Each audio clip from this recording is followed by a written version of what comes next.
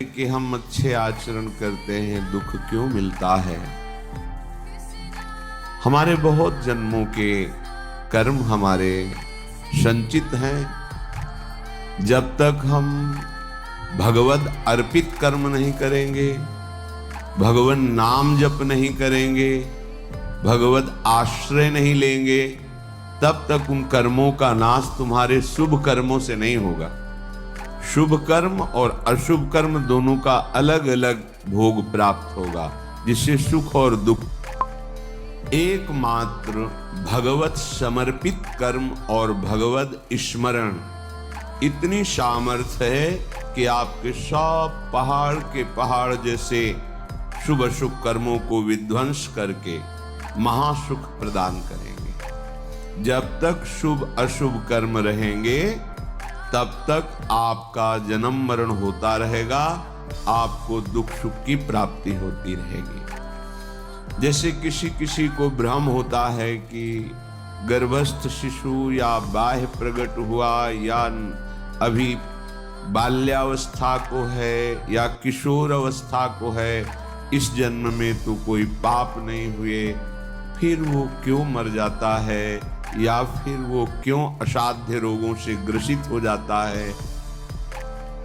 जीव पुरातन है, भगवान का अंश, और उसी ने जिन जिन शरीरों को धारण करके जैसे जैसे कर्म किए हैं वैसा वैसा उसको परिणाम भोगना पड़ता है। पहली बार थोड़ी मनुष्य बना है, शास्त्रों बार बन चुका होगा। जैसे प्रश्न उठता है कि 84 लाख योनियों में एक योनि है जिसमें कर्म नवीन किया जा सकता है, तो अभी तो वो मनुष्य योनि में है, पीछे क्या ऐसे कर्म किए।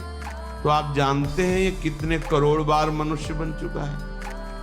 नहीं जानते। अल्पज्ञ होने के कारण आप प्रश्न कर देते हैं कि मनुष्य योनि तो 84 लाख योनियों में एक बार ही मिलती है और अभी वो मनुष्य बना है, कोई नवीन कर्म किया नहीं, ना शुभ ना अशुभ, फिर उसे दंड क्यों मिल रहा है? क्योंकि अन्य योनियों में किए हुए कर्मों का परिणाम मनुष्य योनि में नहीं भोगना पड़ता। जैसे पशु है, पक्षी है, वो तो प्रारब्ध के अधीन होता है, नवीन कर्म कर ही नहीं सकता।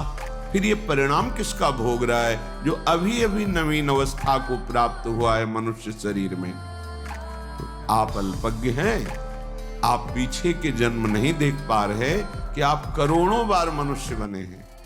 हर बार आपने वासना की फिसलन में फिसल करके अशुभ कर्म किए और भगवान को प्राप्त होने वाले भगवत प्रीत्यर्थ कर्म नहीं किए, भजन नहीं किया।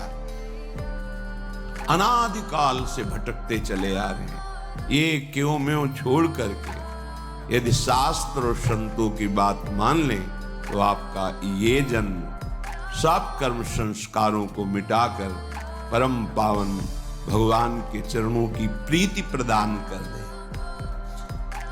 वही योग योग है, वही ज्ञान ज्ञान है, वही धर्म धर्म है, जिससे भगवान के चरणों में प्रीति हो जाए। वो कर्म धर्म योग ज्ञान किस काम का जो भगवान के नाम में प्रेम न हो, उनके रूप में प्रेम न हो, उनके श्री चरणों की भक्ति ना हो हृदय में। बड़े बड़े महापुरुष योगींद्र मुनींद्र भी जिनके चरणों का यश गाते हैं, चरणों की आराधना करते हैं, वो प्रभु है।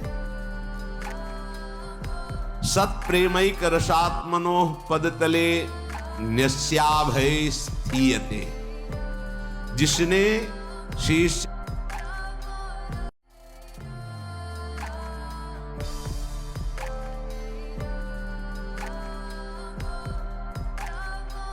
श्यामा श्याम के चरणों में अपने शीश को झुका दिया, समर्पित कर दिया, अब उसे कहीं भी कोई भी भय परास्त नहीं कर सकता। श्रीपाद कहे,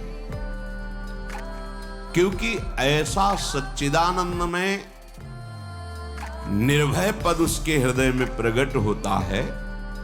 तरहास्ते मम लोक तो नहीं भयम, नो धर्म तो नो दूरांत यदि व्याधि सतात किमन्य दखिलाधीशाच में नो भयम। आहा, अब उसे कोई लोकपाल भी भयभीत नहीं कर सकता।